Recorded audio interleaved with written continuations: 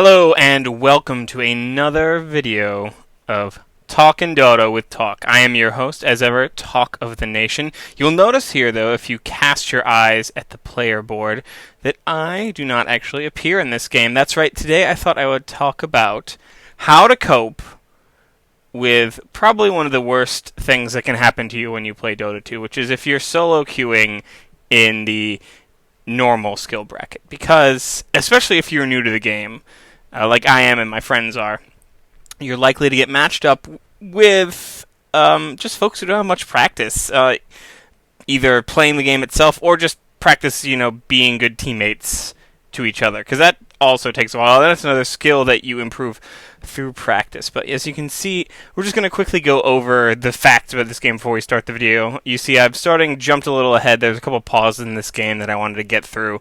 It's all kind of unnecessary stuff for you, the viewer, to see. But you can see we have the Radiant held up by our friend NPR Squad Car Talk.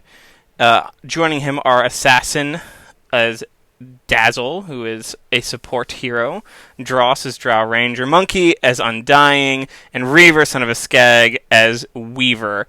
Against them, the Dire, Sandor Clegane, Joker on Pudge, Liz High Happy Day as PA, Stardust as Keeper of the Light, and Whip as Rubik. Whip representing the Welsh out there. Great Steam avatar. So very quickly, this was an all-pick game, and most of the people on the Radiant random to get that nice extra little gold. It's also a good way when you're starting out to experience new heroes.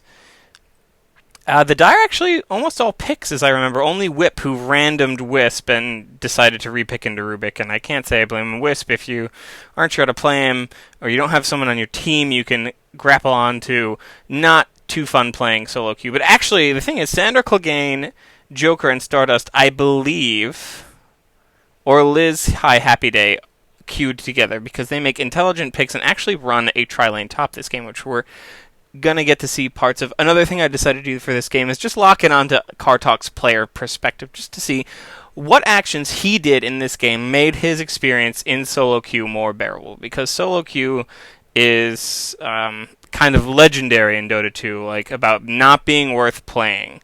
So let's jump into this game, shall we? You can see a pause was asked for. He's just kind of looking around, probably voice chatting with people. In his inventory, of note, wards. Oh my goodness. He noticed that Dazzle did not buy wards. Dazzle's job as a support would normally be buy wards. He didn't this game. Instead of yelling at him or complaining and then not buying wards, you know what you should do is take it upon yourself to be like, okay, I'll just have to wait 3 last hits before I can get whatever I was going to build towards. And he places a ward at the rune spot because he knows he's mid against Pudge. Pudge really likes to get runes. He wants to deny Pudge runes as much as possible. You can see where he has his camera. Especially against a Pudge when you're playing mid, camera positioning is so critical. Because if it's not giving you your maximum amount of view, you're going to get a hook out of somewhere. So it's very, very important. Very, very important to figure out where you want your camera to be. And you have to realize, like, what's more valuable to you? Seeing a lot of your hero and behind him, or seeing in front of him and where your enemy is? And you can see right here, he's kind of positioned himself right around here. This is my mouse clicking. It's so he knows where he is at all times. This Pudge isn't throwing out too many hooks for now, so he's safe. Actually, in fact, I watched it saying Pudge went level 1 into Decay, which, as a Pudge, is a good idea. If you find a haste rune, you basically got yourself a guaranteed first blood, because you can body block them, auto-attack them, toggle on and off Decay, and just have a great time with them. And most people won't hang by their fountain, so you won't have to tank that damage. They'll try to run away from you through the jungle or something, and you can just track them down and catch them. As you can see here also, though, this Pudge is just having the best time in terms of last hits and denies. He has 10 last hits and 1 deny. Our poor friend Kartok is sitting at 3-0. He's getting comprehensively last hit out here. You don't often see people who are this good at last hitting and denying in low bracket games. He's going to check the 2-minute rune, as you can see. So he knows, since he only has 1 rune up, he knows that he can just look here. He gets a little lucky, he comes down. What you want to do when you're scouting out runes is have your lane pushed up. Use whatever skill you can to push up your lane. I guess in Nyx's case it's this line stun. He's thinking about going for a gank. In the end, he just sends his illusions down there. We have another pause, so I'm going to quickly talk about Nick's assassin, who my friend has chosen. He chose it is an important thing. He did not random, and if we just look at this lineup again, we can see why. The enemy team has an Enchantress, a Keeper, and a Rubik. Those are 3 heroes that you know pretty reliably as a Nyx. Like, once you hit 6, you can kill them by yourself. You can just combo them down. You get your extra damage from your ultimate Vendetta. It gives you a truckload of bonus physical damage. None of these are all squishy intelligence heroes. They're going to have low armor, so that physical damage is going to go farther than magical damage is going to go. But you have your Vendetta, you can mana bird them, they all have high intelligence pools, it does more damage, and then you got the Impale Stun just to finish it out. So, a good pick. He's just about the only choice for mid as well on his team. I guess Weaver can go, or Drow can go, but honestly, both of those heroes don't have reliable... Oh, Weaver could go. Weaver could have a fine time in mid. He can just Shikuchi everywhere. Might have been a better choice. But, in the end, Kartok goes. Orange wanted to get farm top, but then dying. So, Weaver goes mid. You can see here, again, just looking at last hits denied. So he throws out... He just does some damage here. I don't know what his plan is, just to harass. A missed hook. We're going to see that while this Pudge is good mechanically in terms of getting last hits, pretty good about toggling on and off his denies, he doesn't hit so many hooks. It's really frustrating to be Pudge and miss a lot of your hooks, but my advice to Joker would just be keep on playing. You're doing really well in terms of last hits. So just do that. That also, you couldn't see it, but basically he was eating auto attacks from an entire wave. Auto attacks do a ton of damage. It's easy to think from creeps. It's easy to think that creeps don't do too much damage, but when you're at a low level, it adds up. You can see it's just 21 physical damage. It's easy to think that you're going to be fine, but no, sir, it's a lot of damage. It adds up. It's one of those things that makes diving dangerous. You can see here, Kartok starting to get back in the last hitting game, gets a few because he was able to force back Joker with that stun. Joker doesn't have much in the way of anything in his inventory. Of course, we don't know. My friend here, Kartok, isn't checking enemy inventories, and that's something that is critical to do later on, is to check enemy inventory. And again, he moves himself away from experience, away from possible gold a little early. When you are playing mid, pan the camera up. Don't send your hero there. Pan up to look to see where the rune is. You can see he's not doing this. He's getting more interested in going for denies and last hits, but he doesn't have his bottle out yet, so I guess his runes are a little less effective. He hasn't been taking much harass. He doesn't need to use any of this regen, so right now I guess he can just concentrate on his last hits. You can see up top here, Pink in the jungle, and now he looks, he sees he's got a double damage rune. He's going to go grab it. Maybe think about it. Gank. Actually, he runs, so even though he gets hooked in, the rune has given him such a huge advantage. He can chase down this Pudge, try to get a kill here. He's got enough mana to throw a nuke, but the cooldown is killing him, so he'll just go eat some regen, go fine. We're going to see up top, we're not going to see because my friend's not looking there, but there's a gank attempt right now. They are tri-laning it pretty hard. Enchantress is a great hero to tri-lane with, just because, or it's a semi-tri-lane. She's jungling, she's actually coming in to fight, which is not something you see too many junglers do. Usually just concentrate on getting a lot of money and then buying items, but Enchantress is trying to make her presence felt. It doesn't work just because Tombstone is such a powerful ability. It basically will let you blow up any gank that you want, because enemies who fight on the Tombstone are going to get slow to... They're not going to think they're going to die, and then suddenly they're at half health and they can't run away because the zombies are clawing their faces off. So, just as a hint, when you play against an Undying, never fight on the Tombstone, ever. Getting a few more last hits here. As you can see, though, top last hitters are the Jungler, Enchantress, and Pudge. Dire's bottom tower is under attack. So he's almost hit that really critical level 6. Nyx's Assassin is a ganking hero first and foremost. At level 6, he gets an ability that gives him a Wind Walk, huge bonus damage, and a move speed buff. So it'll let you get anywhere you need to on the map. Basically, that second rune, he's saving it just so he can see the wards because it's helping him. He investigates. First check the ward. Don't run down. Always first check the ward. That way you don't waste that extra time. You can be there soaking up that experience, which you so desperately need as a mid, just to get your big killer abilities online. Thing he could have done there, just to be faster, throw down his nuke, get those 2 last hits, move his merry way up. You'll see, though, my friend here is not buying a bottle. He goes boots first over bottle. I don't know if I like this choice just because your opponent already has a slow. Opponent's already got a slow. I don't know if the boots are going to let you get out of the way in time or not.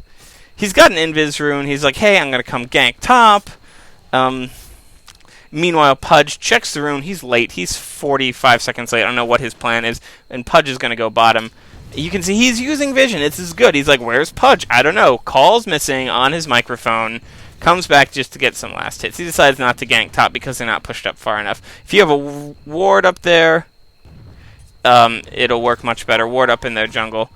And then he sees Pudge. He says, hey guys, he pings, watch out. People don't always listen on the microphone. Not a big deal. He looks to see Pudge misses here.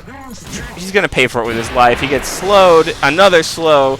Drow Ranger just does so much damage. He's going to come in and finish the job with his stun. It's going to happen. Boom. He gets a first blood. Fantastic. What he should do right this instant is buy a bottle. Because if you're a ganking hero who makes his living ganking jungle, look, his rune's giving him great vision of like, hey, possible kill right there.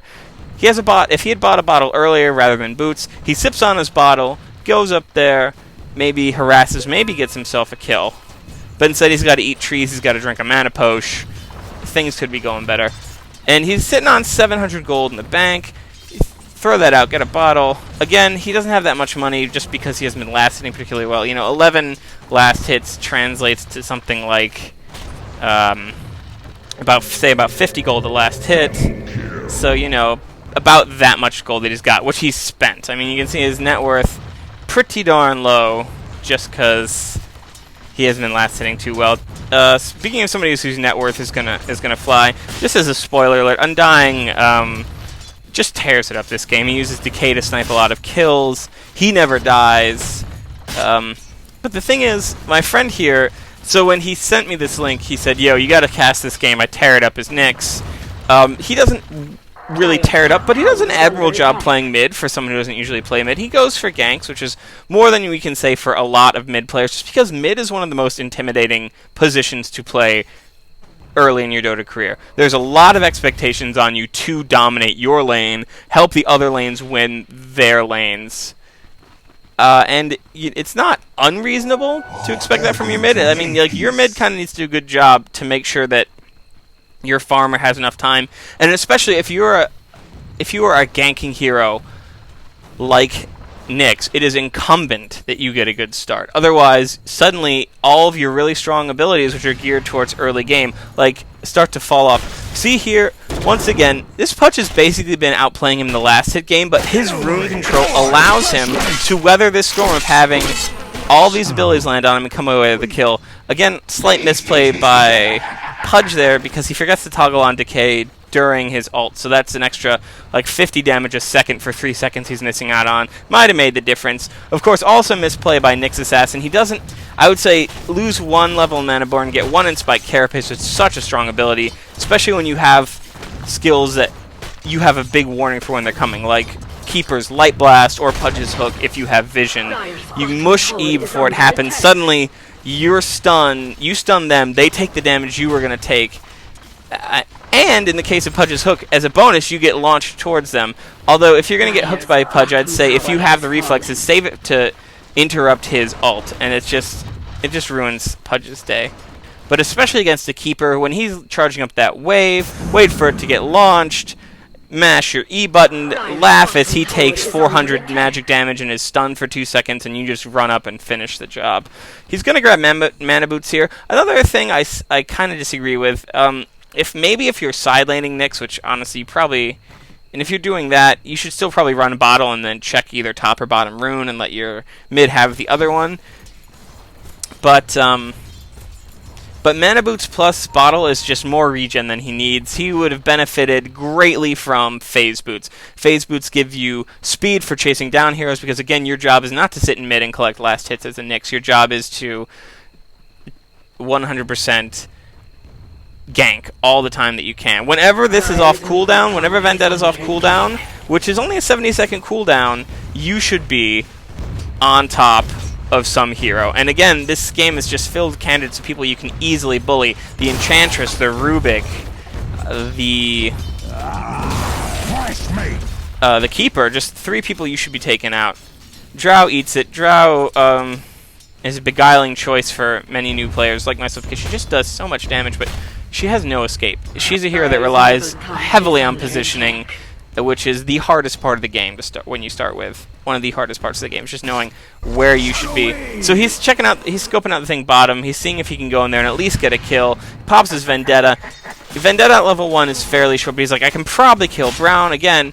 I'm gonna pause it here because we see something, a big choice for this guy here. So I'm gonna pause the video and we're gonna analyze his choice. Boom. Gonna pause the video. Gonna bring it back to my control. So here we go.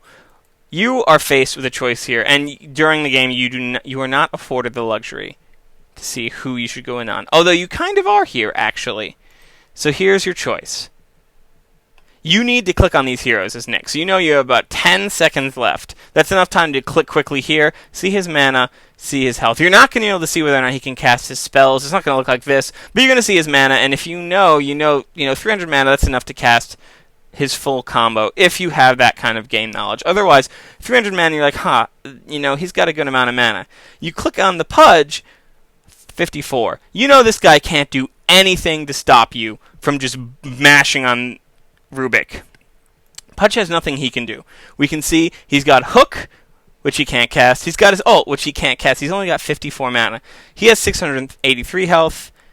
Rubik has 739. The thing is, this guy is actually going to be a little harder to kill. They have equal armor, but so not really. But so here's the thing. Here's what I'm trying to say.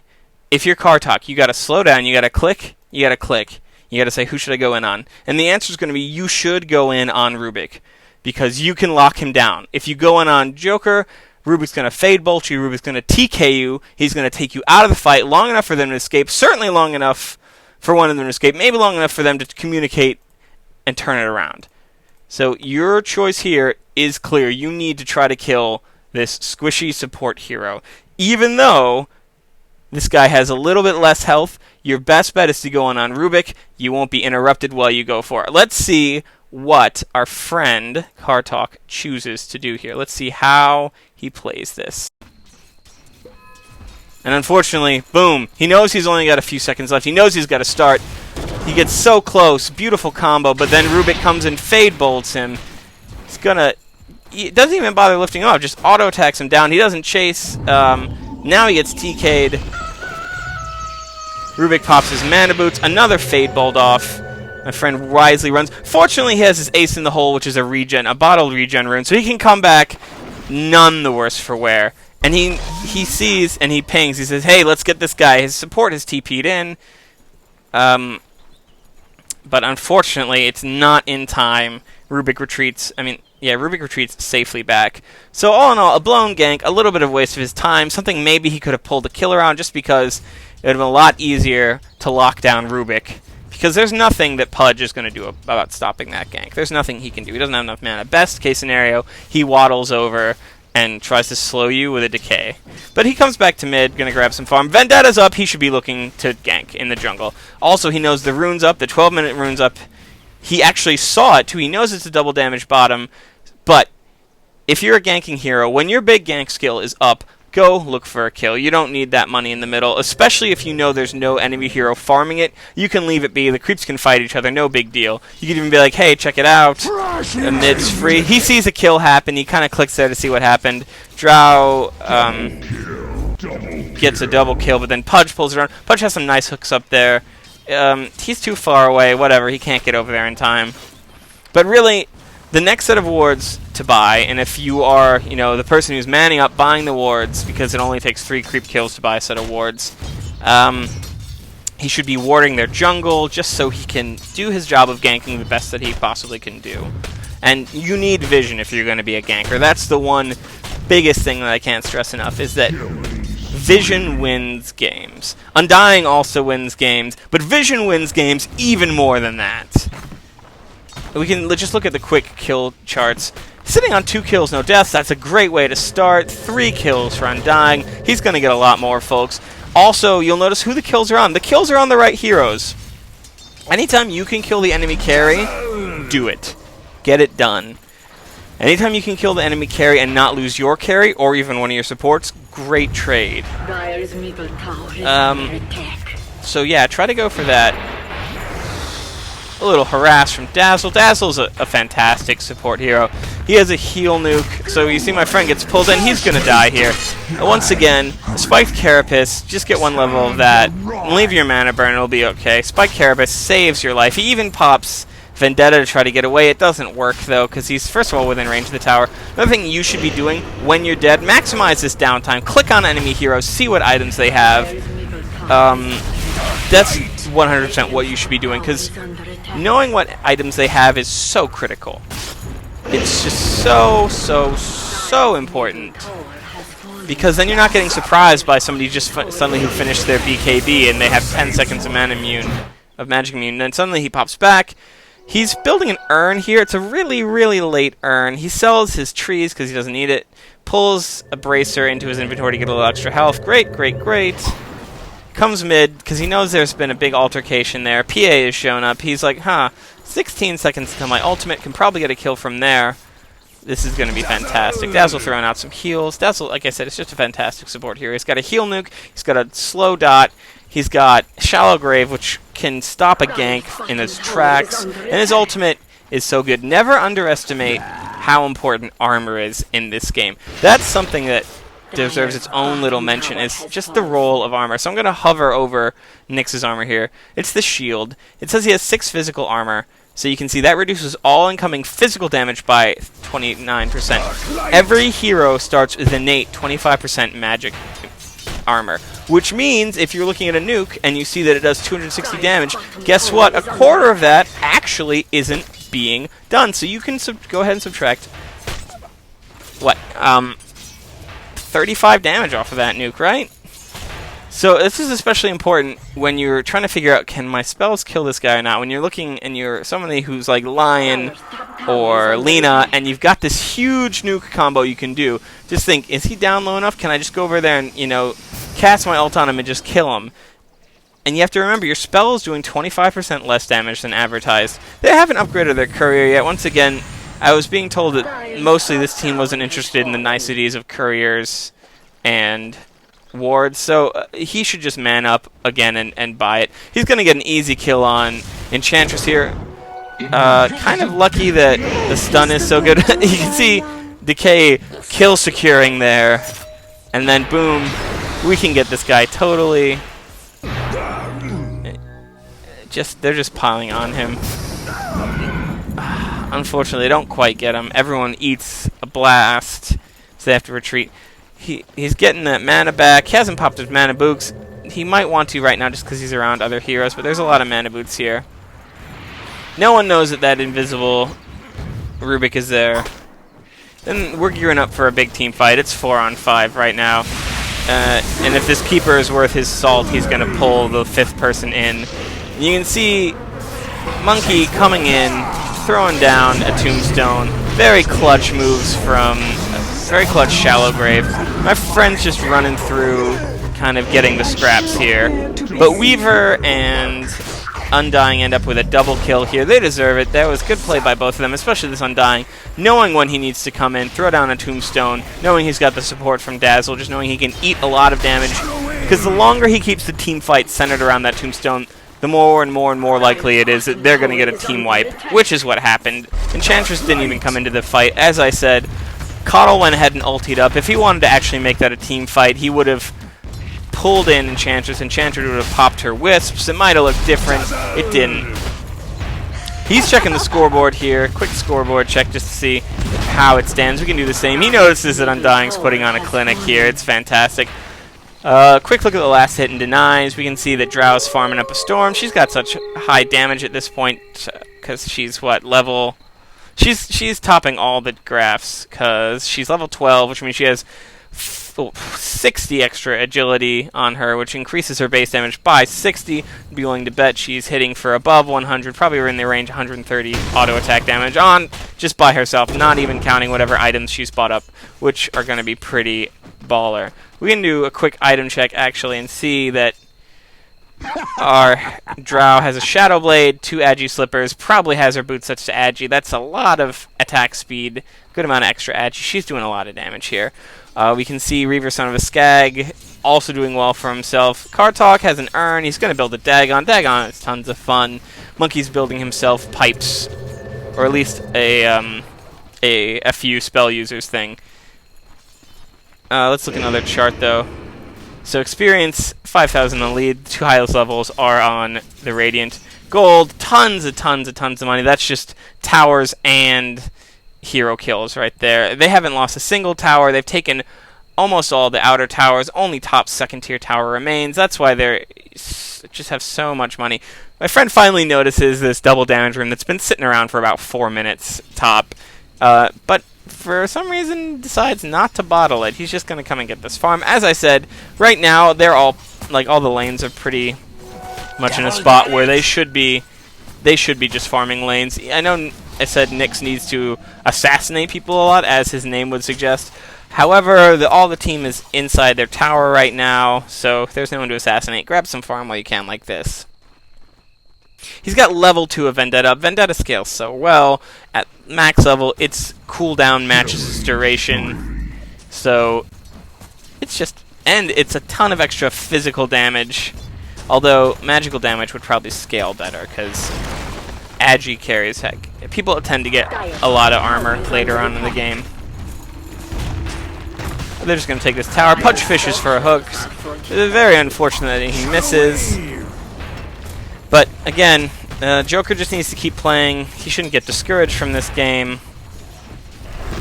Nor should he blame teammates. Tombstone's thrown down just to ensure that this tower doesn't even get denied, because anyone who goes into deny that tower is going to get slowed. Boom. As you can see, my friend, again, just melts that Enchantress down with his level 2 of ult. Here you're going to see Undying getting just huge amounts of support. Shallow Grave is really good. Decay is really good. It gives you extra health. He somehow makes it out of there. He does not deserve to get away after all of that, but he makes it. This game's basically over at this point. We can just see the gold graph is just... The gold difference is just too great. It's 12,000 gold in their favor. Almost 8,000 experience in their favor. Lots. Like, this... This Drow's just going crazy. She's got a Shadow Blade. Certainly her next big item should be Mantis Style. It might be something ridiculous like a Butterfly if she's feeling extra jerky, but Mantis Style, a much better item to get for terms of survivability. You have an actual disjoint, so if you see a stun coming your way, you hit Manta, you disjoint out of the stun. My friend gets a spell stolen from him. It's most likely his line. So a little late on the stun timing there. It's unfortunate that because he could have avoided a ton of damage. He's low on health. He's not really investigating the fighting that's going on over here. He doesn't care about it. But, you know, his ult's up. He should go fish for a kill. But again, Monkey is just cleaning up, throwing a lot of decays, throwing a lot of heals, just taking advantage of the fact that he has not died and has 8 kills. He has a ton of money. Brown wisely recognizes that this game is pretty much over, calls out the GG. All this time, by the way, split push has been happening. Orange has just been dominating bottom lane and is taking out the racks there. If you can double racks them, that basically assures the victory. Double raxing at 23 minutes is pretty gnarly. He's going to fish for a kill here, gets that extra damage. Even blinking away, it's not far enough of a blink. So a little jerky tower fountain kill there, but they're taking down these Raxes. It's over. So we can see at the end the standings are that if you can limit the enemy team to 6 kills, your life is gravy. This Pudge, you know, had a decent early game, but once again, they had no wards the entire game. You get wards, suddenly Pudge isn't missing all those hooks because he's not throwing them blind. You get wards, suddenly Pudge is getting runes because he doesn't have to guess where they are. You get wards, suddenly you can see the NA gank coming and you don't get owned. Well, you probably can't see the NA gank coming because he's going to be invisible, but you can see enemy team movement. Again, vision is so good, wards are so cheap. 3 creep kills and you probably have enough for wards. 4 at the most, and you've got enough rewards. They're overstaying their welcome. Pudge hits one here, and ults, and it's too bad for Dazzle. And then, of course, Kartok can't do anything to save his life. But Undying sure as hell can go get revenge. Undying is chasing down Pudge. It's just... This is about all she wrote. He's missing another hook. He's just toast. Drow's doing so much damage right now. Around 25 minutes when she's got like her level 2 ult, she's just going to be hitting for much more than anyone can handle. Drow's one of those heroes that you need to punish early and often just because she has no good way of getting away. Sure, she can slow you with arrows and the damage is scary, but the biggest thing that makes Drow kill you early lane is trying to figure out whether or not you should go in or run away. And then she's just peppering you with these really damaging auto attacks, and you're slow and you don't know what to do, and you start freaking out and you run, when really if you could get close, stun her, preferably just go in with another person. Like, this game could have gone very differently if they have a clever ward spot. Pudge has room control. Pudge lands hooks on a Drow. This game looks completely different. Or even Pudge just pulls one person away from the tombstone. So basically, though, vision is key. That's the moral of this story. Buy wards. They're so cheap. Speaking of kill stealing, my friend, when he was describing this game to me, said that Undying stole a lot of kills, but I can see too now that he's definitely stolen from a more deserving person. Once again, making sure he doesn't get owned here. 5-1, great. It feels really good to go 5-1. Probably feels better to go 9-0. I wouldn't know. Just joking. Sometimes I play this game well. But as we can see here, this video is winding to a close. The end is certain, so I'm just going to pause this here and bring you guys out on a high note, which is buy Vision. Even if you're solo queuing and you're mid, you know what's going to be happening. Buy some wards, because it's going to increase the play of everyone on your team. And don't be the person who whines at the end of a game after you've lost. Like, don't be the person who's like, maybe if our Dazzle had bought wards, we're going to outstomp so hard. Be the person who buys the wards, you know? Eat that a little bit, just so you enjoy the game more, honestly. Like, you're going to have a much better game if you see that ganking coming, if you've put those wards down. You know, it's not just a support's job. If they haven't done it, that's a bummer, that's too bad. You can ask them in a nice way that maybe next set of wards, can they get it? But buy them yourself, you know? You can take the money loss at this skill level. Maybe super duper high skill level where like every carry needs every penny of gold they can get. Maybe that won't work, but where the vast majority of us folks are playing, you can buy the wards, you'll be just fine. Especially now that they're 50 gold cheaper. You know, they're a creep cheaper, basically. 3 creep last hits and you've recouped that loss, and for 6 whole minutes you get to see what's going on. A very worthwhile trade in my very, very humble opinion. Thank you for watching this video. You folks have been great. I am Talk of the Nation signing off. If you have a game of your mediocre play, or maybe of your stunning play that you'd like me to look at and make a video of, sure. Post the game details, either a Dota buff link or just the match ID, and I'd be happy to take a look at it. And if you're lucky, I would be happy to cast it.